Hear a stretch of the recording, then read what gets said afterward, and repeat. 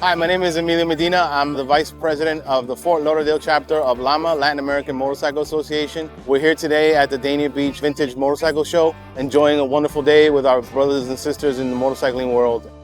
I've been coming to the show for the last 6 or 7 years. Many old bikes. ABATE is here. Other motorcycle safety information is here. It's a beautiful show.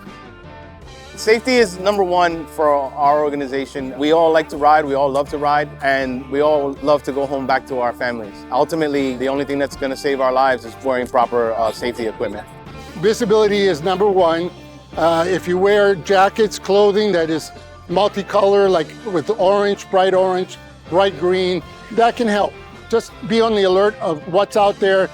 Make it easy for people to see you.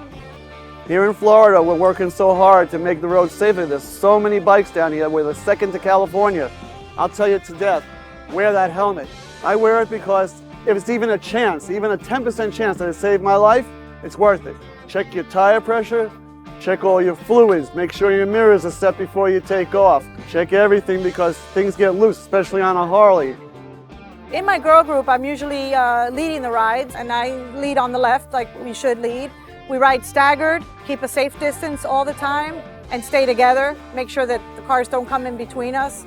We mandate that when we're in caravan, all our riders must wear helmets. All our riders must wear eyewear. All our riders must wear gloves and proper shoes. Everybody needs that much more protection. With all the bikers in the state of Florida, the most important thing, especially for the Legion, is saving lives. We want to save lives out there in all aspects, from the motorcyclist to the driver of the car. So we promote safety, and I'm glad to be a part of it.